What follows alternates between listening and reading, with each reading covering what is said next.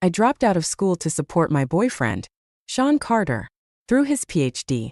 But after he achieved success, he cheated on me with a female student and divorced me. After a car accident, I was reborn. Returning to the day I decided to drop out of school, I stormed into the principal's office and said firmly, "Sir, I'm not dropping out." The principal adjusted his glasses and looked at me. "You're Emily Brown, right? Fine. You can stay.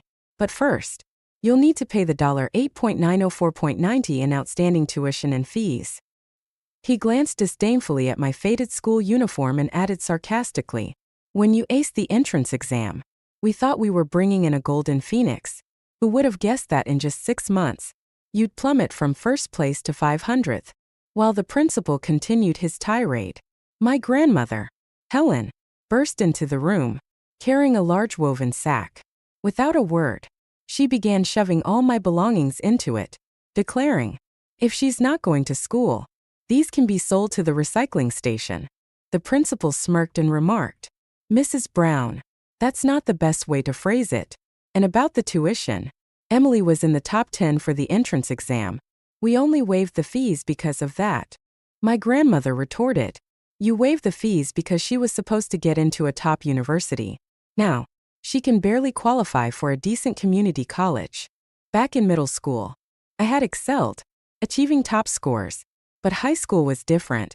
The curriculum was harder, and success required both talent and time. While other students attended evening study sessions, I worked night shifts at a convenience store. While they went to early morning classes, I delivered milk. All the money I painstakingly saved was spent by my so-called brother, Jake, on video games. As my grandmother and the principal argued, they completely ignored me. I grabbed the sack from her hands. "I'm not dropping out," I shouted. Helen, who had just been scolding the principal, turned her wrath on me. "What do you mean? You're not dropping out? Your father just died. We have no income. And your brother still needs to go to school. What are you going to do? Be as unlucky as your dead mother?" Furious, I shouted back, "Jake isn't even my real brother. You brought him here to maintain some imaginary family legacy. You don't even care if your own granddaughter goes to school." My voice was loud enough to attract attention. Teachers from the neighboring math department gathered at the door. Intrigued by the unfolding drama, Helen's lips trembled with rage.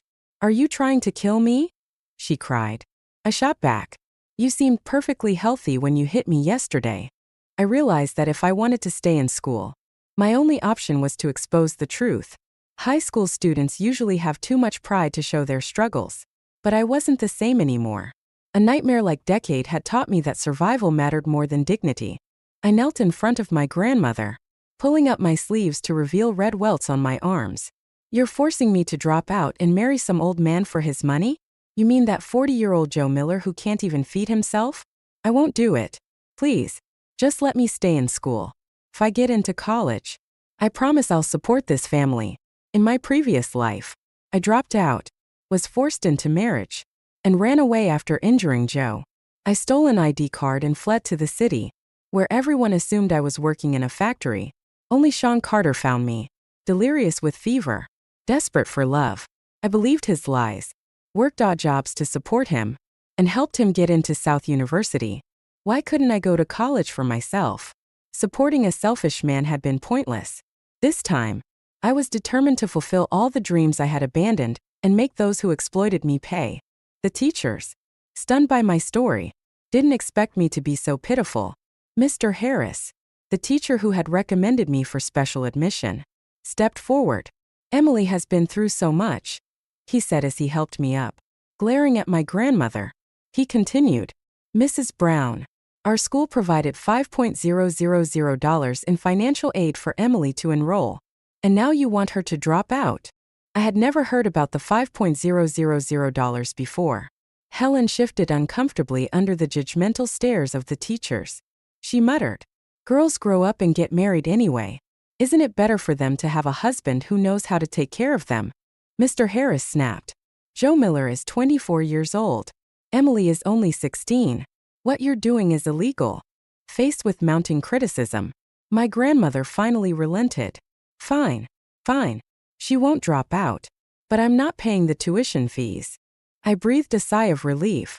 But my grandmother, Helen, quickly grabbed my arm and pulled me aside. If you want to go to school, you figure it out yourself. Don't expect a single penny from this family. Her expression was fierce as she stormed off, leaving me standing there. Mr. Harris stepped protectively between us, watching her leave. But I was now alone, facing an office full of teachers. The principal seemed to snap out of his moment of sympathy, realizing the situation. Wait a minute, he said, as if suddenly recalling something important. She still owes tuition and fees. This isn't something we've dealt with before. If the debt isn't paid, it falls on the administration to sort out. Mr. Harris, undeterred, spoke up. We'll waive whatever can be waived. I'll personally cover the rest, he said, patting my shoulder reassuringly. Turning to the principal, I asked, if I manage to get into Harvard, can the remaining fees be waived? The principal, who was in the middle of taking a sip of water, nearly spat it out. Harvard? Are you serious? This school considers it a miracle if we get a single student into a top-tier university like MIT. And you're talking about Harvard? I wasn't able to study before because I didn't have time, I explained. But his skeptical look made it clear he didn't believe me. Fine, he said, shaking his head. Next week's final exams will tell the truth. Take a look at your scores before you start making such bold claims. Even Mr. Harris seemed doubtful, though he tried to encourage me. Emily, don't stress about the fees. If you really feel guilty, you can repay me after you graduate and start working. I nodded silently. I knew that proving myself would be the only way to change their minds. Go back to class and tidy up your things, Mr. Harris said with a gentle smile. When I entered the classroom, it was the middle of break, and the room was as lively as a marketplace. But as soon as I dragged the woven sack into the doorway, the noise stopped, and everyone stared at me like they had pressed pause on a remote. I walked over to my old seat, but someone else was sitting there. It was Dylan Reed, a boy who fancied himself the class comedian, but more like a cheap knockoff. His face twisted in annoyance as I approached, and he gestured to the desk, which was covered with his tattered books, literally falling apart. Why are you back? He sneered. With your grades, you might as well drop out. You couldn't even get into a community college. I looked at him calmly. Move your stuff. Dylan clearly wasn't expecting me to talk back. His face turned red with anger. If you're dropping out, then do it already. Go get a job and save yourself the tuition. The room erupted in laughter. The humiliation of a former top 10 student like me seemed to bring them an extra dose of joy. I slammed my books onto the desk with a loud thud. At least I got into this school based on my grades. I shot back, my voice steady. Not like you, who had to buy your way in. The room went silent. The first rule of fighting back against bullying is to aim for the leader. Dylan's face twisted in anger and nervousness. Everyone knew he had cheated his way through every test using his phone, but no one dared to say it out loud. Until now. I don't know what you're talking about, he sputtered, his voice rising. You're just mad because no one likes you. No wonder everyone says you're. I cut him off before he could finish, my tone deliberately mocking. Oh, so that's what they say about me? Interesting. My words hit their mark. Dylan was fuming. His face flushed. Before he could retort, the bell rang. Our English teacher, Mrs. Harper, nicknamed the Terminator, strode into the room. Her scowl was enough to make everyone's hearts sink. Her mood was clearly sour, and the class braced themselves for another one of her infamous rants. It's bad enough that this class scores lower than the other sections on every test, she began, slapping a stack of papers onto her desk. Some of you can barely scrape together a 40 on an exam that requires no more effort than throwing rice on a scantron and letting a chicken peck the answers. Today, we're going to fix that. One mistake in the dictation, that's 100 points off. Her fiery gaze swept the room. You, she barked, pointing randomly. And you, come up to the board. Dylan, sensing an opportunity, raised his hand. Mrs. Harper, Emily said she knows how to do it. I froze as his malicious grin spread across his face. It was obvious he wanted to embarrass me in front of everyone. He said I could do it? That's hilarious. Has he forgotten what happened last time he tried writing on the board? Our English teacher, Mrs. Harper was already annoyed with my poor grades. Seeing my incomplete and unverified exam sheet made her even angrier. Emily Brown, if you mess up even one word, you'll write it out 200 times for me. Dylan Reed chimed in, eager to add fuel to the fire. Mrs. Harper, I want to try too. I glanced at Dylan and gave him a small smile. His face froze in surprise, clearly not expecting me, someone who usually kept quiet, to challenge the Terminator. Mrs. Harper impatiently gestured for us to come to the board and start the dictation. First, I wrote slowly, deliberately. Dylan sneered, practically gloating. If you can't do it, just admit it. Save us all the trouble. But soon, his mocking stopped. The words got harder, and I picked up speed, my memory sharp and precise. Mrs. Harper raised an eyebrow and stepped closer to observe my writing. She stood silently next to me, clearly noticing that I hadn't made a single mistake. Out of the corner of my eye, I saw Dylan frantically scribbling, trying to copy my words. An idea struck me, and I began to write in elaborate, overly stylized English. What the heck is this chicken scratch? I heard him mutter, which only made me smile and keep going. When the exercise ended, Mrs. Harper silently graded our work. She dismissed the groaning students and told me to follow her to the office. She looked like she had something to say but hesitated. I broke the silence. Mrs. Harper, I know my grades have been poor because of family issues. Could you please give me another chance? Before she could respond, a few other teachers who had gathered in the office chimed in on my behalf. Reluctantly, Mrs. Harper agreed, but with her usual sharp tone. Fine. You can stay. But since you're here, you can help carry these assignments back to the classroom. Her tone softened slightly as she handed me the stack of papers. I turned to leave and noticed someone standing in the doorway. It was Brian White. Mrs. Harper gestured at him, her voice now surprisingly gentle. He's here to help you. Brian looked at me and said, How did you end up like this? If you ever need help, just let me know. We were classmates. After all. Hearing his calm, steady voice, I couldn't help but remember how he had once stood up for me in the cafeteria during one of the darkest times of my life. He had been one of the few bright spots in those bleak years. But now, I quickly pushed those thoughts aside and nodded. Thanks. But you're in the way, I said, brushing past him. When I returned to the classroom, I found my books soaked with water. It was you, wasn't it? I asked, looking directly at Dylan, who was trying to look innocent. His guilty expression gave him away. Got no proof, he muttered. Don't go accusing people. I glanced around the room. The others either avoided my gaze or smirked at my misfortune. No one stepped up to help. Their indifference stung.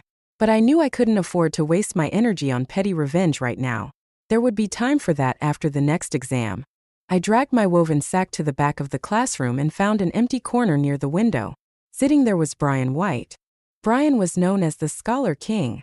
From the moment he had joined this school, all anyone ever saw of him was the back of his head as he focused on his studies. Even our homeroom teacher, Mr. Gordon, was too scared to reprimand him, likely because his family had funded the construction of the school's teaching building.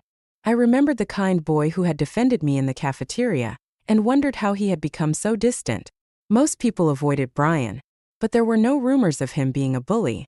As I sat down, the noise of my movements seemed to catch his attention. To my surprise, Brian opened his eyes. His skin was pale, his pupils a light, almost transparent color, and his expression was utterly unreadable. Yet I could sense the words "I don't care" in his demeanor. Do you mind if I sit here? I asked hesitantly. I asked Brian casually, Do you mind if I sit here? But my hands were already moving to organize my things. His voice was low and calm, like a gentle stream. You've already settled in before asking me. I smiled. That's because I know you're a good person. Brian, still a teenage boy despite his aloof demeanor, turned slightly red at the ears. His voice, however, remained cold. Don't disturb my sleep. When I glanced up, I noticed the shocked expressions of the girls sitting nearby. Their faces were filled with disbelief. Oh my God. Brian didn't push her away? How can she sit next to the school's golden boy? Whispers spread across the classroom. One girl muttered, If it were that easy, I would have sat there myself. The commotion didn't bother me until I saw Sean Carter enter the room. He hadn't been in class earlier. Word was he'd been preparing for the upcoming English competition. The school had only one spot, and he was the favorite to take it. I couldn't help but feel bitter. Why should this spot go to a guy like him? Later, during dinner time, the classroom was mostly empty except for me and Sean. As soon as I walked in, he stood up and approached me. "Are you okay? I can grab some food for you from the cafeteria," he offered. I stared at him steadily, my eyes unblinking. This was the moment in my previous life when Sean and I had begun to develop feelings for each other. Two lonely people, one an orphan, the other practically abandoned, had found solace in each other. I still remembered the way he had vowed to get into a good college to prove wrong all the people who looked down on him. I also remembered how he cried when he decided to repeat a year of school. And, of course, I would never forget the way he had emotionally manipulated me, forcing me into a divorce later in life. How much of his kindness back then had been genuine, and how much had been calculated? Before I could respond, a voice cut through the room. "Oh, look at you. Playing house. The two of you. Broke as can be. Pretending to date like you're in a romance movie." It was Lindsay Chun, drawing out her words dramatically to get a laugh from her little group of friends who had just entered the classroom. Lindsay, with her curled hair and delicate features, was notorious for being the class sleeping beauty. She could sleep through every lesson except the homeroom teachers. Now, holding her lunchbox, she smirked at me. "Bringing food is what dating looks like for you too?" Without looking up from my books, I replied casually, "Why do you know so much? Are you dating someone yourself?" My tone was light, but my words hit a nerve. Everyone knew Lindsay spent her days exhausted because of her late-night gaming sessions. And after high school, she'd fallen into an online relationship that ended with her getting pregnant before even graduating college. Her face darkened, clearly not expecting me to strike back. Furious, she stormed toward me, grabbing for my books to throw them. I shoved her away without hesitation and looked coldly at Sean, who stood frozen nearby. He always valued his pride too much. Anytime things got messy, I was the one who had to deal with the fallout. He stayed clean while I got blamed. Lindsay's friends weren't about to let her lose face. They rushed over, scattering the contents of my woven sack everywhere. Enough. I kicked the desk aside and launched myself into the fray. Chaos erupted as books and bags flew, and within moments, the five of us were hauled to the office by our homeroom teacher, Mr. Gordon. Mr. Gordon, a math teacher with a stiff gait that made me suspect he suffered from chronic hemorrhoids, slammed his hand on the desk. "What's the matter with you girls? Fighting like this? We're supposed to be a prestigious academic class." His frustration was palpable as he glared at us, clearly at a loss for how to handle the situation. "Don't you feel ashamed of yourselves? If you don't want to study, just go home." Mr. Gordon's voice boomed through the office, and I, standing closest to him, couldn't help but rub my ears. "And you, Emily Brown." He pointed at me. "You're the worst. I try not to criticize the girls too much. But you? Your grades are terrible. Your behavior is disgraceful. And you've caused the class to lose how many conduct points with your fights, tardiness, and early departures."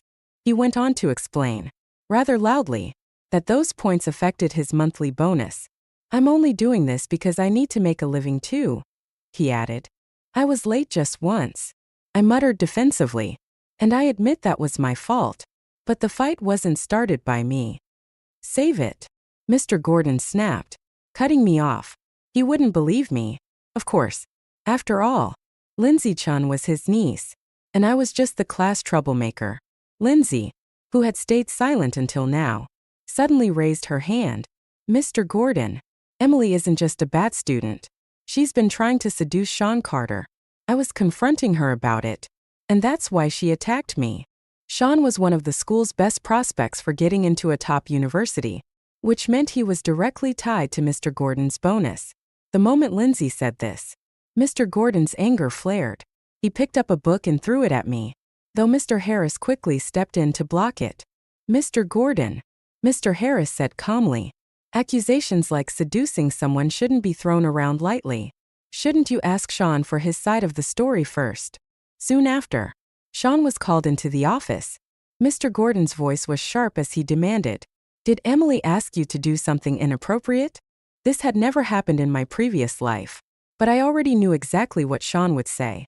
True to form, he hesitated briefly before responding, carefully crafting his words to seem innocent. "Emily asked me to grab her some food from the cafeteria," he admitted. His face was pale, the same shade as his uniform. "I didn't mean anything by it." His explanation gained momentum as he spoke, trying to justify himself. "She also asked me some questions about homework." "What subject?" I cut him off abruptly. "English," he stammered, clearly caught off guard. "English?" I couldn't help but laugh. "You're telling me a former service worker who could easily converse with foreigners would ask you for help in English?" "Mr. Gordon, he's lying," I said firmly. "First, the food was for him, not me. Second, I've never asked him for help in English. My scores might not be the best, but I don't need his help." I refused to let anyone smear my reputation without fighting back. Out of the corner of my eye, I noticed Lindsay and her friends growing visibly nervous. "You, with a score of 25 in English, dare to say you're better than Sean?" Mr. Gordon grabbed the grade sheet and flung it at me, the bold 25 glaring back at me in black ink. I stared at it, then lifted my head. "Fine," I said, my voice steady. "Let's wait for the finals. See for yourself. Anyone can talk big." Mr. Gordon sneered. "If your English score doesn't meet the standard, you won't stay in this class. You'll be sent to the regular track."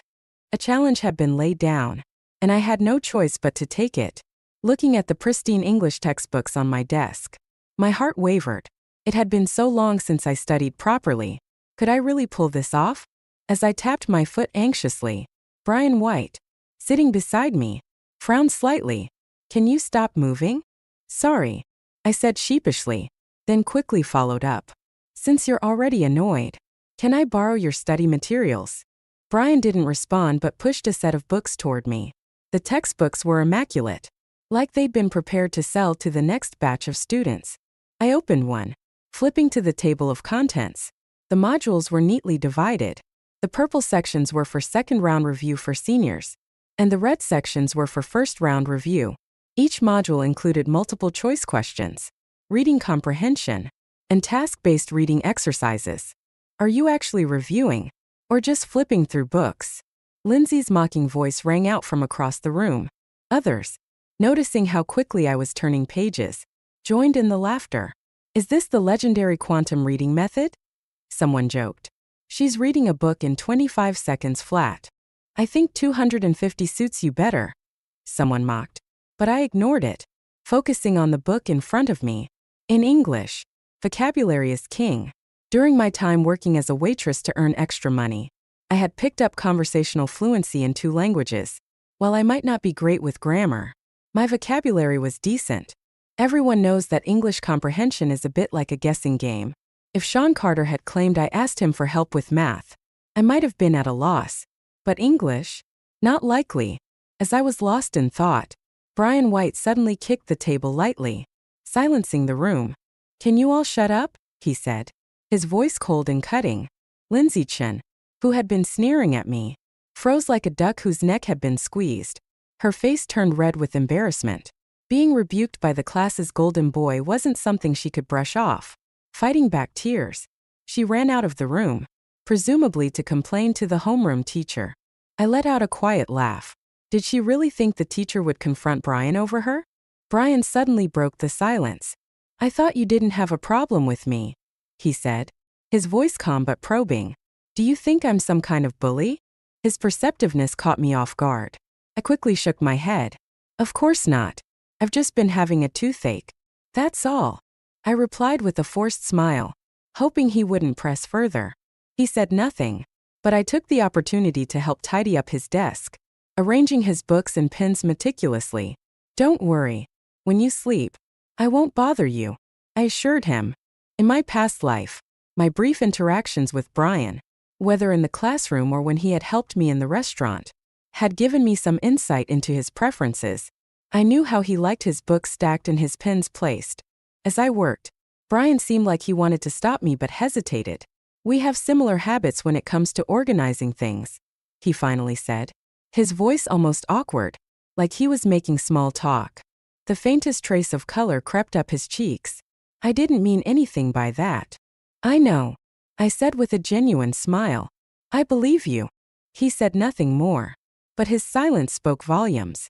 That moment, I didn't realize just how much my words, I believe you, meant to him. As expected, the homeroom teacher, Mr. Gordon, didn't reprimand Brian. Lindsay returned, still sniffling, but kept her distance, clearly avoiding further humiliation. The rest of the evening passed smoothly. My first evening self-study session since being reborn felt strangely satisfying. I even found myself reciting passages from the Ballad of the Pipa Player, the melancholic tone of the poem oddly fitting my situation. But reality hit hard once classes ended. Unlike the other students, I didn't have a dormitory. I had to go back home. Our old 600-square-foot apartment in the rundown part of town was the only valuable thing my father had left us. The master bedroom was occupied by my so-called brother, Jake Brown. The second bedroom belonged to my grandmother. As for me, I slept in a tiny makeshift room in the living room. When I got home, it was already 10 p.m. The house was filled with the sound of a girl's sweet laughter from Jake's computer as he played games. Double kill, the game announcer blared. After taking a quick shower, I had just stepped into my cramped little space when Jake emerged from his room. His greasy hair was dyed a sickly yellow, and he was panting after just a few steps, his overweight body glistening with sweat. His eyes darted to places they shouldn't, making my skin crawl.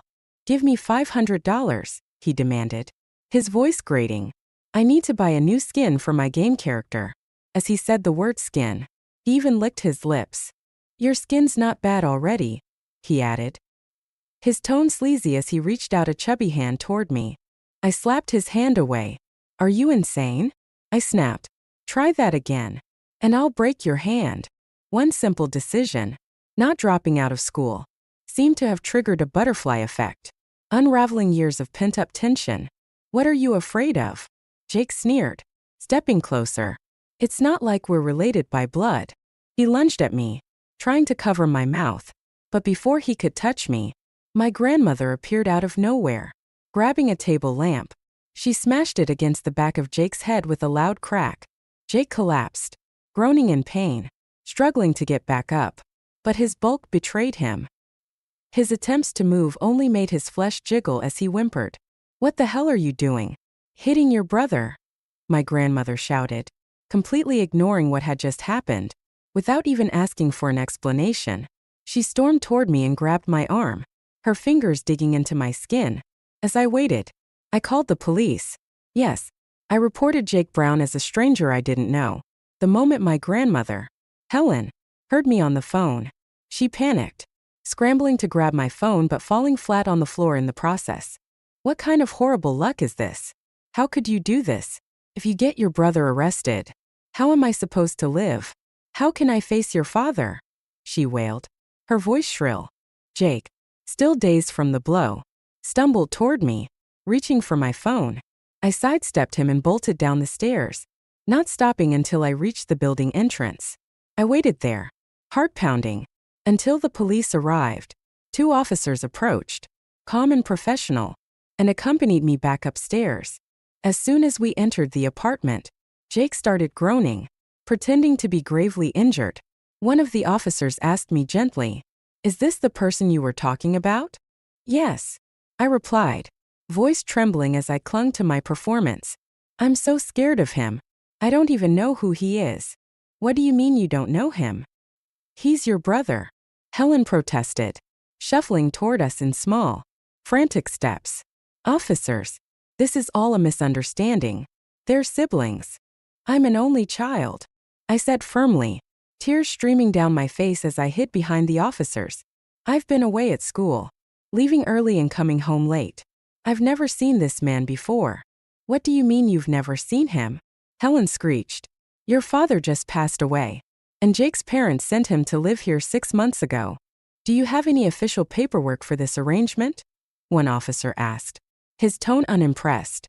"Without legal documentation, this doesn't hold up." "But they're relatives." He's just a child. He doesn't know any better. Helen argued, her desperation almost comical as she gestured toward Jake, who was far from looking like a child. I handed over evidence, a recording from my old, battered phone. The officers played the audio, which clearly captured Jake's threatening words. For once, Jake had nothing to say. Seeing that the situation wasn't in her favor, Helen softened her tone, pleading, Emily, he's your brother. You can't let them take him away. He's going to be a government worker one day. Government worker? I scoffed inwardly.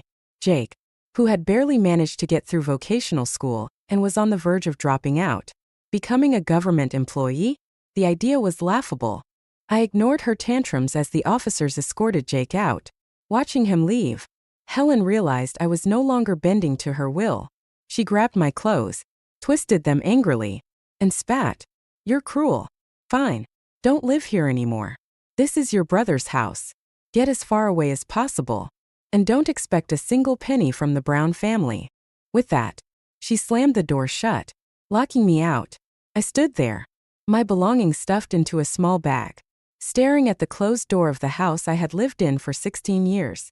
Homeless and with nowhere to go, I wandered into a 24-hour KFC and spent the night there. In my previous life, I had run away from this home and never returned. Jake had gone on to inherit everything, including my grandmother's estate. But this time, I wasn't going to let that monster have it so easily. The apartment was legally under my father's name, and by law, I was entitled to at least half of it. Still, with final exams looming, I had to focus on more immediate concerns. Sighing, I opened the vocabulary book I had borrowed from Brian White and started studying under the dim light of dawn. By 5 a.m., I was fully immersed in my notes, repeating words and phrases to myself. At 6:30 a.m., for the first time, I skipped my usual part-time job and went straight to the early morning reading session at school. There weren't many students there yet, but one of them was Sean Carter. Unlike Brian, who excelled naturally, Sean had only been able to attend this school thanks to a sponsorship. He was the kind of student who had no choice but to study relentlessly to hold on to a fleeting chance of success. Back then, I had admired his determination. I remembered how he had promised to get into a good college to prove everyone wrong. I also remembered how, years later, after earning his PhD, he refused to marry me. I admired Sean Carter for his relentless drive and how harsh he could be on himself. For 9 years, through 4 degrees, he had pursued his PhD with single-minded determination. When he finally achieved it, our relationship seemed stable. I had waited so long for that moment, quiet and composed. Sean had once told me, Emily, I hope we can spend the rest of our lives together. But when the time came, his response was, I need to think about it. That thinking stretched on for 3 years. Sean graduated and moved on, while I was left behind. It wasn't until I miscarried, emotionally wrecked, that I cornered him. You told me we'd be together forever. Why did you change? Why? I had screamed, my voice full of despair. I couldn't accept it, couldn't believe it. Our home, once whole, was now split into 2 irreconcilable parts. Sean, the ever-polite and eloquent professor who could chat casually with cafeteria staff, no longer spoke a word to me. To everyone else, it was common knowledge. Professor Carter had married a country bumpkin. The narrative was simple. A desperate woman smashing dishes and breaking rules to force him into marriage as repayment for past debts. With his signature coldness, Sean had said, I can repay you for all the money you spent over the years. If you're willing to divorce me, I'll return everything. And why didn't you say that when you were retaking your exams? Or when you needed tuition for college? Or when you needed to pay for those expensive prep courses for grad school? I had asked, my voice shaking with despair. Now that you've made it, you just brush me off like this? Am I supposed to lose everything? 30 years old, bitter and seething, I walked out of the house and was hit by a car. That life ended in an instant, and all those memories came flooding back. Now, watching Sean skip breakfast without so much as a glance in my direction filled me with disgust. He had the gall to approach me after class, though, with his typical composed demeanor. I'll talk to Mr. Gordon about yesterday's bet, he said, looking down at the book in my hand. Is that Brian White's book bag? Don't get too close to him. We're not like them. Not like them. I repeated, my tone sharp. What does that mean? Are poor people automatically supposed to be noble and virtuous? I knew Sean's sore spots and wasn't afraid to jab at them. He turned pale, visibly unsettled. About yesterday, he began, his voice weak, self-serving and exploitative. That's your motto, isn't it? Sean, the real difference between us is that we don't walk the same path. I shot back. Before he could respond, footsteps echoed in the hallway as students began to filter in. This is my seat, Brian said, arriving earlier than usual. His tone was calm, almost indifferent, but the words were enough to send Sean scurrying away like he'd been gravely humiliated. I watched his retreating figure, a mix of satisfaction and pity in my chest. Final exam prep week flew by in a blur. It was a week of near-endless self-study, leaving everyone exhausted but focused. The mental strain was so intense that snacks became a necessity. Some girls' desks resembled mini convenience stores, filled with enough food to last an entire semester. Mine, however, was the opposite. Not only was it far from a snack-laden paradise, it was practically barren. This week, I finally learned what it felt like to run on empty, both figuratively and literally. Brian, looking groggy from sleep, arrived with a strand of hair sticking up stubbornly. The disheveled look somehow suited him perfectly. Sorry, I mumbled, chugging a cup of hot water to calm my stomach. With only $200 to my name, I was budgeting tightly. That money had to last me through meals and consultations with a lawyer about my inheritance rights. For now, I was surviving on one meal a day and sheer willpower. You should eat more during finals, Brian muttered. Irritated, he rummaged through his bag and pulled out a piece of bread, handing it to me. When I hesitated, he frowned impatiently. I bought it myself. If I gave you something from my desk, it would disrespect the people who gave it to me. Brian's words were unusually plentiful today. It explained why his desk was stacked with food like a warehouse. Gifts from people he didn't seem to care about. He never gave anything away, but neither did he eat most of it. No wonder so many people secretly admire you, I said as I bit into the bread. If you can't say something nice, don't say anything at all, Brian snapped, his head already lowered as if preparing to sleep again. Still, the tips of his ears turned red at my comment. Maybe I can help you with math, I offered, half seriously. I genuinely wanted to repay Brian for his kindness, since he had plans to study abroad. His English couldn't possibly be poor. Meanwhile, I had gained some confidence in math after my recent study sessions. Brian silently opened both of our previous test papers. One had a glaring red 25, mine, and the other a 66, his. Even though my math is terrible, are you sure you want to tutor me? I asked. I was actually pretty decent at math in middle school. You know, do you believe me? Time passed quickly as I continued mooching off Brian's bread every morning. Soon enough, the day of the finals arrived. The moment I walked into the exam hall, I was greeted by Mr. Gordon's piercing death glare. The seating arrangement was based on academic rankings, and as the lowest-ranked student in my class, I had been placed with the general track students in the lab. A girl with a bob haircut sitting next to me poked my arm. Let's help each other out. Okay, she whispered. Before I could respond, Mr. Gordon's stern voice cut through the air. Some people need to stop thinking they can cheat so openly. I'll be watching you closely. I raised my hand calmly. Mr. Gordon, I'd like to take my test near the front. The lighting is better there. If I was going to be under scrutiny, I might as well sit where no one could accuse me of cheating. I settled myself near the teacher's desk, determined to avoid any traps. The first exam was language arts. This subject relied heavily on foundational skills, and even without regular classes, I could manage the basics. However, having spent the past week focusing solely on English and math, I left the outcome of this test up to fate. I filled in every blank and wrote carefully, ensuring I didn't leave anything unanswered. When I glanced up, I noticed Mr. Gordon glaring at me intently, while other students were left to their own devices. His eyes were glued to me. Our gazes met, and I calmly looked away. I'd long grown immune to such disdainful stares, having faced plenty of them in my past life from Sean's colleagues and peers. The math exam came next, and to my surprise, Mr. Gordon was once again the proctor. It seemed he was determined to catch me slipping. I remained composed, pretending not to notice as he stood directly in front of me, watching me work. "Mr. Gordon," I said politely, "you're blocking my light." Out of the corner of my eye, I spotted the principal walking past the classroom, monitoring the exams. Mr. Gordon's actions had already crossed the line of permissible behavior, and the principal quietly reprimanded him for disturbing the students. Feeling vindicated, I focused on my test, finding it surprisingly smooth sailing. Moments later, a crumpled piece of paper landed on my desk.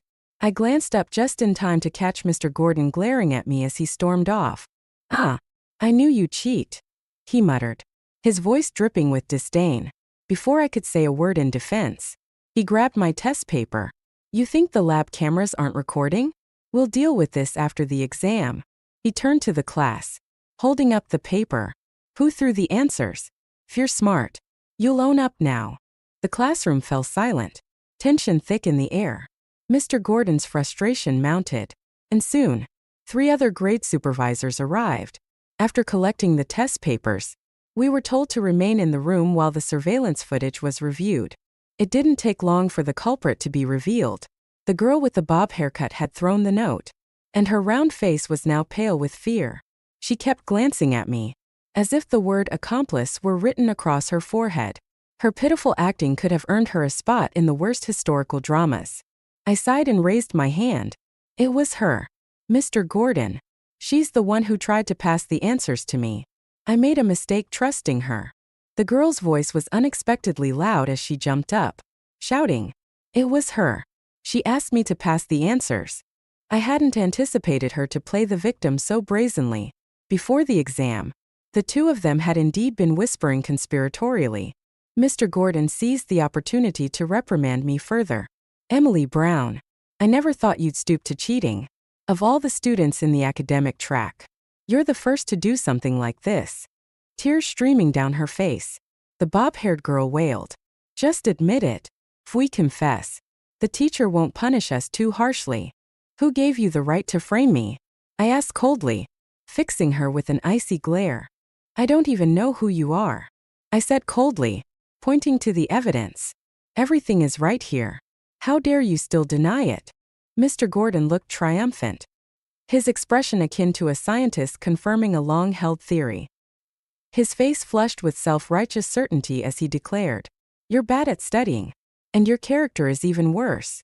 But I wasn't about to back down. "I have evidence too," I said firmly, flipping to the last question on my test. This question about moving points. I don't believe the person who threw that cheat sheet could have solved it. Look at them. They're from the lower-ranked group. I don't buy that they could answer this. The grade supervisor stepped in to review the situation. Sure enough, my solution to question 20 was written out in full detail, while the cheat sheet only contained answers to basic multiple choice and fill-in-the-blank questions. Why would I need their answers if I can solve a problem like this? I added confidently. "Then why didn't you answer the earlier questions?" the supervisor asked, catching a potential inconsistency. "I didn't have time," I said without hesitation. The truth was, I'd only reviewed moving point problems during my prep sessions. I hadn't even glanced at other topics, and it was thanks to Brian's offhand explanation that I had finally understood this type of question. He really was like a hidden genius. "I can write it again for you right now," I offered. Noticing Mr. Gordon's hesitation, I grabbed a pen and strode to the blackboard. I began solving the problem in front of everyone, narrating each step as I wrote. The girl with the round face, who had been trying to frame me, was stunned into silence. She had assumed I was only capable of scoring 25 on a test. "Now, do you want to explain why you tried to frame me?" I asked, turning to her. She was quickly escorted out, but not before implicating others. Lindsay Chun and, unexpectedly, Brian White were also questioned. Brian, however, returned quickly. "I'm sorry for dragging you into this," I said, feeling genuinely apologetic. "It's not your fault," Brian replied with a slight shake of his head. It was then that I learned the full story. The round-faced girl had a crush on Brian, and Lindsay had manipulated her into believing that I was shamelessly pursuing him. That misunderstanding had fueled her actions against me. If it weren't for me, you wouldn't have failed your math test, Brian said, his voice tinged with guilt. His eyes even reddened slightly, and while his handsome face made the sight almost poetic, it was clearly abnormal. That's the victim-blaming fallacy, I said, trying to comfort him. You can't blame yourself for what others do. That's like blaming a tree for being knocked down by the wind. Brian's eyes softened as I continued. I trust you. I always have. I repeated the words he had once said to me in another life, giving them back to him. Hearing his low, steady voice again made my face inexplicably warm. Why do I keep thinking about Brian? I wondered. It must be because he's so good-looking. I quickly brushed off the thought, focusing instead on the scene around us. No one seemed to notice my flushed cheeks, as everyone's attention was on Dylan Reed, who was animatedly recounting how Mr. Gordon had been reprimanded. Apparently, the principal had reviewed the surveillance footage and scolded Mr. Gordon for hovering around me during the exam, accusing him of poor proctoring and bias. With that bit of good news, the English exam arrived. I casually reported Dylan's use of his phone to cheat, a small act of revenge that left me feeling quite pleased. However, my good mood was short-lived. Just before entering the exam room, Sean Carter appeared, blocking my path. I'll speak to the teachers on your behalf, he said, his tone serious, before walking away without waiting for a response. His presumptuousness made my blood boil. What does he mean by that? I fumed. Does he think I'm doomed to fail? Fueled by frustration, I entered the exam room with renewed determination. In the English exam, I wrote with unwavering focus. This time, without Mr. Gordon deliberately making things difficult for me. The process went smoothly, and I submitted my paper without issue. The chemistry, biology, and physics exams also concluded without incident. Now, all I could do was wait for the results. As I packed up my desk, I mentally prepared for a summer of intense study to catch up on the 6 core subjects where I still lagged. Are you planning to keep sleeping at KFC over the summer? Brian White asked, surprising me with his rare initiative to start a conversation. Perhaps he still felt a bit guilty about the cheating incident. It's summer. I'll manage, I replied lightly, already planning to sort out my inheritance issues with the help of a lawyer. How about I tutor you? He offered after a pause. His voice measured, $200 per session. I blinked, momentarily speechless. The cheating incident wasn't your fault. You know, I said. But tutoring? Yeah, that might actually be helpful. Brian's gaze shifted to the math section of my desk, but I quickly pressed my hand over the exam sheet showing the glaring red 25. That was just a fluke, I muttered defensively. Brian nodded, handed me a phone number, and said, call me when you're ready. Awkward silence followed until I sheepishly admitted, I don't have a phone. Embarrassed, I pocketed the number, deciding I'd have to figure out a solution later. The next day, I sought out Mr. Harris. Do you know any lawyers who might offer assistance to minors? I asked hesitantly. Mr. Harris took my situation seriously and reached out to an attorney named Mr. Sue. This student of mine is underage, he explained. Please help her as much as you can. I couldn't help but feel grateful. Mr. Harris, I'll work hard and get into Harvard one day. You'll have to give interviews about how you taught me. He chuckled, brushing off my words as a joke. Emily, I don't care where you go, as long as you give it your best. That's all that matters. The day after finals, the results were posted. My English score? 132. Not only was it the highest in my grade, but it also placed me among the top 10 in the entire school. The news spread like wildfire. Early that morning, the grade supervisor ran to the second-year teachers' lounge to announce it. Teachers gathered to congratulate Mr. Gordon, assuming Sean Carter had achieved the top score. Mr. Gordon, already smug, feigned humility. Oh, Sean's always been exceptional in English, he said, his face red with pride. He clapped Sean on the shoulder when he arrived, saying, well done. A 132 on this difficult test is almost unheard of, even in the best schools. Sean looked puzzled. I don't think I did that well. Maybe the grading was lenient. Nonsense, Mr. Gordon said dismissively. Who else but you could score that high? From outside the office, I could hear the commotion. Walking in confidently, I followed Mr. Harris, who had already spotted me and smiled knowingly. Mr. Gordon was pulling up other grades for comparison when he finally looked up and saw me. His expression soured instantly. Sean scored 132. The highest in the grade, he declared, emphasizing each word. Really? Mr. Harris asked, tilting his head as he reviewed the results. Mr. Gordon, perhaps you should check again. The grade supervisor, unable to stand by any longer, spoke up. Mr. Gordon, maybe take another look at the names. I already knew the truth from the way Mr. Harris had smiled at me. The results were read aloud. Language arts, 99 math, 40 English, 132 physics, 40 chemistry, 29 biology, 30. Congratulations, Emily, Mr. Harris said warmly, breaking the awkward silence. Your English score is outstanding.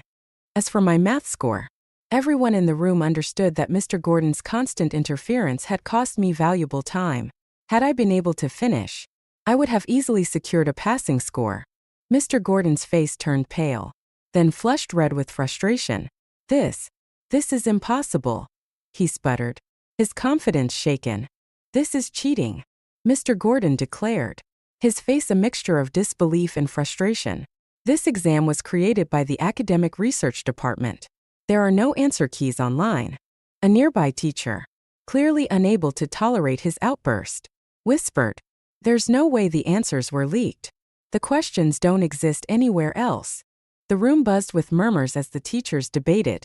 Sean Carter stood frozen, looking as though he'd been struck by lightning. His face betrayed both shock and humiliation. Mr. Gordon, do you see it now? I said sharply. I didn't ask Sean for help, and I certainly didn't try to seduce him. In fact, I despise him. My voice trembled with anger as memories of my past life surfaced. The 10 years of emotional neglect, the pain of losing a child, and all the sacrifices I had made for him. The fury in my voice was unmistakable as I continued. This happened because you, Mr. Gordon, failed to investigate properly.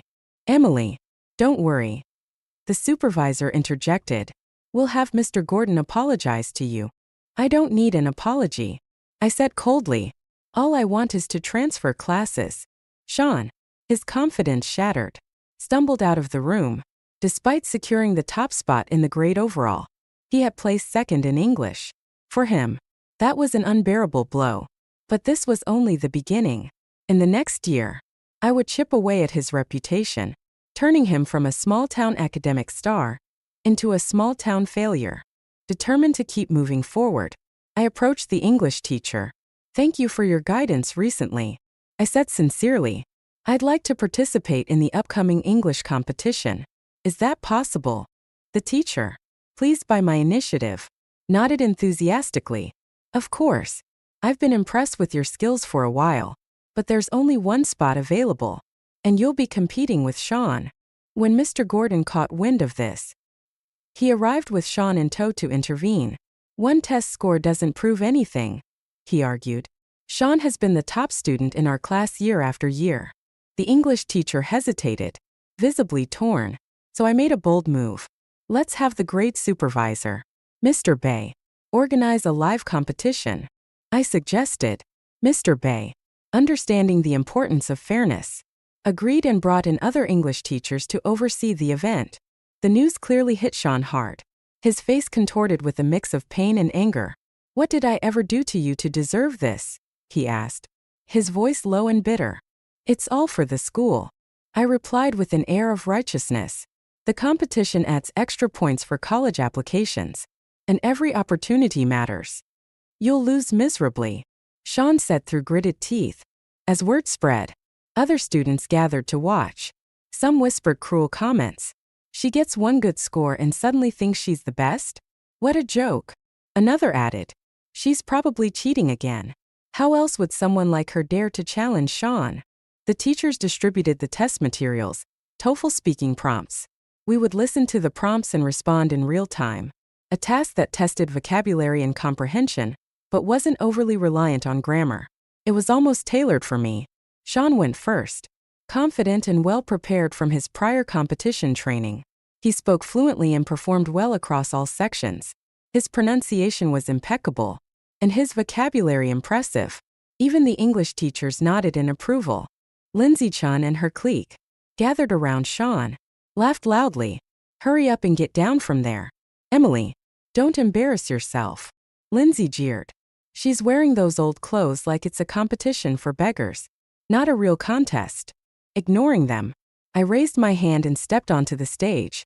As I began speaking, my fluent English and advanced vocabulary immediately caught everyone's attention.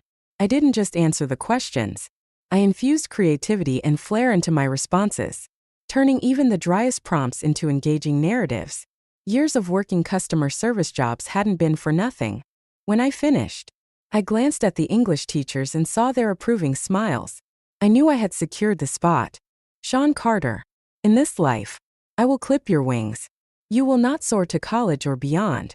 Afterward, my request to transfer to Mr. Harris's class was approved. Everything seemed to be falling into place. Though I felt a pang of regret at leaving Brian behind, I silently resolved to help him improve his math skills over the summer. Meanwhile, the legal proceedings for my inheritance moved forward. "Emily, the court has accepted your case," Mr. Sue, the lawyer, informed me. "Since the property ownership is clear, the decision will come quickly." "That's great news," I replied. "Once the house is officially mine, please help me sell it as soon as possible." I didn't want to live in that house at all. As soon as I hung up the phone with the lawyer, I saw Brian White approaching. Unexpectedly, my grandmother and Jake Brown were there too. Jake had been released after just a few days of education due to being a minor. Standing not far away were two middle-aged strangers squatting nearby, watching the scene unfold. "Ungrateful brat. Drop the lawsuit," my grandmother shouted, hurling her usual string of insults. "Since when do girls fight for property? Houses are for boys, not you. You can take that argument to court." I replied coldly. I had no idea how they had found me, but I started packing up my books to leave. Jake suddenly grabbed my backpack. I turned to glare at him, my icy stare making the flesh on his face tremble. He let go. "Next time you show up in front of me, I'll beat you up. Every single time," I said, my voice sharp and unwavering. The middle-aged couple blocked my path. "Hey there. You're grandma, right?" the woman said in an overly familiar tone. "We're your grandma's distant cousins, here to mediate. Look, you just focus on school. We won't stop you. When the time comes, we'll even help arrange your marriage. Your brother will carry you to your car when you leave. After all, we're family." Their intentions were transparent, calculated and self-serving. My grandmother had clearly roped in these distant relatives, all for the sake of her so-called family legacy, even if it meant sacrificing me. The sourness in my heart grew. Did they expect me to feel grateful for the privilege of going to school? "There's no room for negotiation," I said firmly. "From now on, pretend you don't know me." When the woman reached out to grab me, I darted to the side and shouted, "Human traffickers." Thankfully, we were in a shopping mall, and security arrived quickly. No matter how much the four of them protested, they were soon thrown out. Before they left, I turned to the woman and said coldly, "Don't come looking for me again, or I'll make sure your son has no descendants. Try me." Within days, Mr. Sue, the lawyer, informed me that the matter had been settled. The house would be split evenly between my grandmother and me. The distant cousin bought my half at half the market price, giving me 300.000 yuan. How she planned to care for my grandmother was none of my concern. I later heard they converted the downstairs storage room into a tiny bedroom for someone who it was meant for. I neither knew nor cared. With the money, I bought a phone and sent Brian White an apology message. "Sorry, I didn't have a phone before. There were a few emergencies, and I couldn't contact you. It wasn't intentional." I still felt a little guilty about skipping the first tutoring session. To my surprise, Brian seemed more concerned than annoyed. That day, "Who were the others besides your grandmother? You can tell me," he said, his voice unusually serious. "You said you trusted me, didn't you?" he added softly, his worried eyes meeting mine. I felt myself falter under his gaze. Finally, I told him everything. "Do you want me to help you?" he asked, his tone sharp. his usual indifference completely gone. His uncharacteristic anger caught me off guard. I couldn't help but pinch his cheek, attempting to lighten the mood. I can handle it myself. Brian's face turned crimson. You can't just do that. I'll get the wrong idea, he muttered. His eyes filled with a burning intensity that made even the sunlight seem dim by comparison. I chuckled awkwardly, trying to deflect. We're about to enter senior year. No time for misunderstandings. To prevent further questioning, I jokingly invited Brian to help me bag Jake. Brian reluctantly agreed, though his mood seemed unusually off that day. Please, let me go. Don't hit me anymore. Jake's cries echoed through the alley as we left him lying in a heap. Footsteps sounded in the distance, and Brian grabbed my hand, pulling me away quickly. I couldn't stop laughing. That was so satisfying. Thanks, Brian. You're welcome, he replied, his eyes sparkling as he glanced at me, but just as quickly. His usual calm demeanor returned, like a mask falling back into place. Time passed. Finals came and went, and soon, we graduated and started college. I'm waiting for you to explain this misunderstanding, Brian said as we finalized the number of tutoring sessions and the schedule. I rented an apartment and packed my daily review sessions with tasks, leaving almost no gaps. Effort determines your baseline. Talent defines your ceiling. Getting into a school like Tsinghua isn't something you can just wish for. It requires deliberate action. Before I knew it, summer vacation ended, and the new semester began. I had prepared a parting gift for Brian. We won't be desk mates next semester, so here's something for you, I said, handing it over. Brian looked up from his papers and tapped his test sheet. I didn't prepare any farewell gifts. You getting into a top-tier university will be the best gift for me. I smiled at him like a proud mother, trying to hide how pleased I was. Sure. You're like an old man now, I teased. Brian reached out and ruffled my hair. The next day, to my surprise, I ran into Brian in Mr. Harris's class. My dad's donating another building to the school, he explained casually. Might as well use the privileges while I have them. He unfolded a math test sheet and pushed it toward me. Solve these if you can. They're not easy. You paid for another custom-made test, didn't you? I muttered, already drawn to the challenge. Math is a subject that rewards time and effort. What you put in is what you get out. I couldn't resist seeing where I stood, so I dove in immediately. Escaping Mr. Gordon's class was a blessing. In Mr. Harris's class, Brian and I studied under a more self-directed model, while the class material was less intense than the elite track. Mr. Harris encouraged independent study, setting tasks for us to complete on our own, and offering targeted help during evening sessions. The approach suited me perfectly, and I watched my grades climb steadily. Each exam brought me closer to catching up with Sean Carter. What thrilled me even more was seeing Brian's progress. His scores were improving just as consistently, and his support kept me motivated. 310, 155, 66. Serena recited my rankings from the last 3 exams as if they were a chant. You're rising faster than a rocket. How is this even possible? I'm just lucky to sit in front of a genius, I joked, but her admiration was genuine. His 66th place is nothing, chimed in Lindsay Chun, always quick to inject negativity. You've got a long way to go if you want to catch up to me. Even in our own classroom, there were always people who couldn't resist being spiteful. Why don't you keep your comments to yourself? Lindsay, Serena shot back. And you, Lindsay's little minion. What's your rank? Huh. Zoe Reed, Lindsay's short-haired sidekick, smirked. At least I don't brag about going to Tsinghua when I've only managed 66th place. I may not make it to Tsinghua, I replied calmly, but I'm still leagues ahead of you.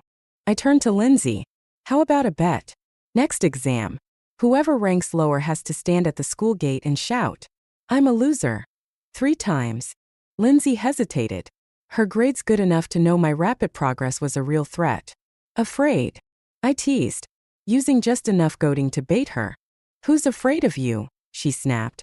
Fine. A bet's a bet. Pulling Serena along, I walked back into the classroom. Brian was still napping at his desk, looking far more refreshed than he had in previous semesters. At least now he could stay awake in class. Serena, clearly still fuming from Zoe's snarky comments, buried herself in solving problems. Her gossip forgotten. "You're definitely going to surpass Sean Carter this time," Brian said softly, his voice calm but certain. He knew better than anyone how hard I'd been pushing myself. I had compressed 2 years of high school coursework into 1 semester, planning my time so rigorously that even drinking water was scheduled. "I won't fail," I said firmly. I couldn't afford to. Not with the college entrance exams on the horizon. The mock exam will be brutal, but I'm ready. Beating Sean is my main goal. Taking down Lindsay is just a bonus. I clenched my fists in determination, but Brian caught one of them in his hand. "You can study for revenge if that's your motivation," he said, his voice uncharacteristically gentle. "But remember, you're doing this for yourself, too. A good university will give you more options, and it'll help you leave behind the people who've caused you so much pain." His words struck a chord. Free motivational quotes. Huh, I joked, trying to lighten the mood. "Got it. I'll keep fighting." When the results of the mock exams came out, Mr. Gordon's disbelief was almost comical. "The top score in the grade? From a general class? That's impossible." But the name on the results didn't lie. Emily Brown. Even Mr. Harris, who had grown used to my meteoric rise, couldn't help but smile. "One more semester. 130 days to go," he said. "At this rate, I wouldn't be surprised if we send a student to Tsinghua. Not bad for a special recruitment student." Huh. Another teacher joked, earning a round of chuckles. "Look at these scores. Getting into Tsinghua or Peking University won't be a problem at all." One of the teachers exclaimed, marveling at my results. "Ever since Emily joined Mr. Harris's class, everyone's study habits have improved. Congratulations." Hearing compliments that should have been directed at him, Mr. Gordon's face twisted in frustration. The prestigious title of Tsinghua student's homeroom teacher had been snatched away from him. Unable to accept it, Mr. Gordon stormed off to find Sean Carter. "Sean, you were always better than him before. You were specially recruited too. There's no reason he can get into Tsinghua while you can't," Mr. Gordon said, his voice full of expectation. But Sean looked utterly defeated.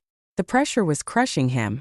As I walked past, I kept my gaze straight ahead, ignoring him completely. Brian's advice to let go of revenge echoed in my mind. Maybe it was time to stop holding on to the past. However, Serena had other plans. She dragged me to Class 1, where Lindsay-chan turned bright red as we approached.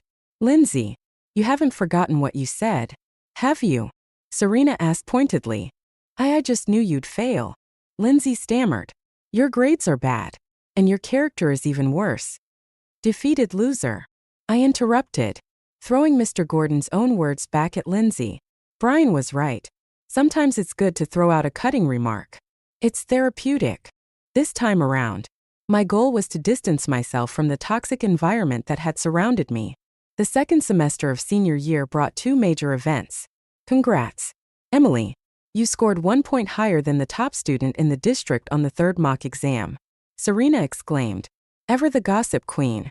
"And guess what?" she continued eagerly. "Sean Carter's grades are slipping fast.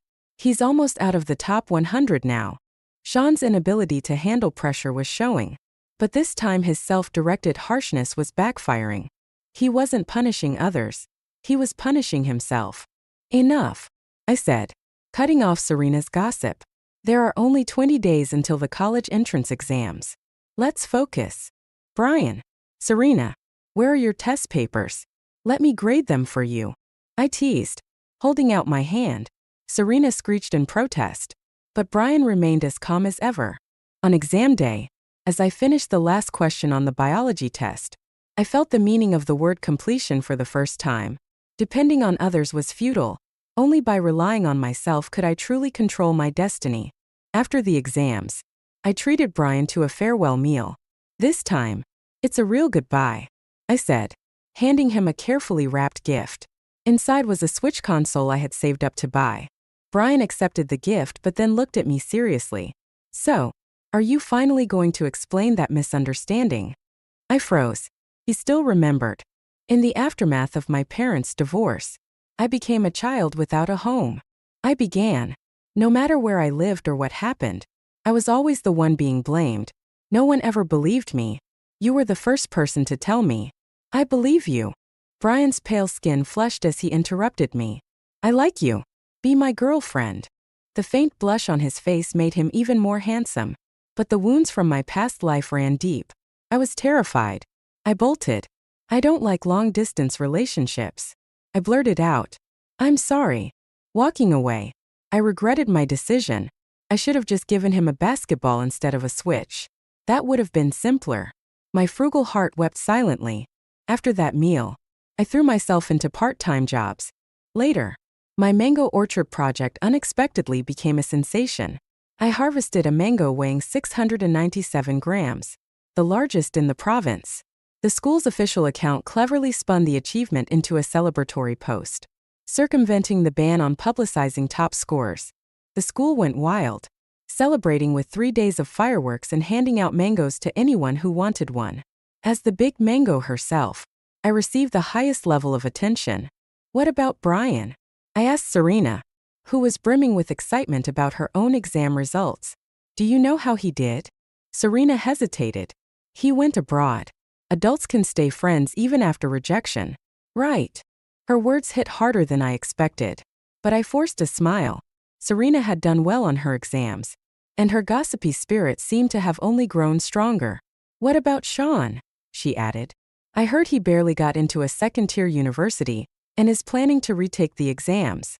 I brushed off any mention of Sean, too preoccupied with my own worries about Brian's results. When I asked Mr. Harris, he just smiled and said the scores were confidential. It seemed Brian hadn't done as well as he'd hoped either. I felt a pang of heartache for Brian and sent him a long, heartfelt message filled with encouragement and motivational advice. His response was curt. Too much. With that, I figured my energy would be better spent working part-time jobs. Meanwhile, Brian seemed to be traveling. Every new destination came with a post on his social media and a postcard sent to me. A rainy day in Iceland, the blazing sun in Argentina. Each place felt like a piece of his journey. It wasn't until I borrowed Serena's phone one day that I realized the truth. Those social media posts were only visible to me. Come back soon. School's about to start. I messaged him. Let's go together to Tsinghua's opening ceremony. My dad will take you to see the place. Brian's reply was brief. See you at the auditorium. I was puzzled by his response. Without me, how would you even know where the auditorium is? I teased. On the day of the ceremony, I finally understood. How did you even get in here? I asked, staring at the student ID card he casually flashed. Maybe my dad donated another building, Brian said with a small smile. Then, to my surprise, he gently pulled me into a hug. Here's your reunion gift. Now that we're on the same campus, we're not in a long-distance relationship anymore. Are we? The realization hit me all at once, leaving me speechless.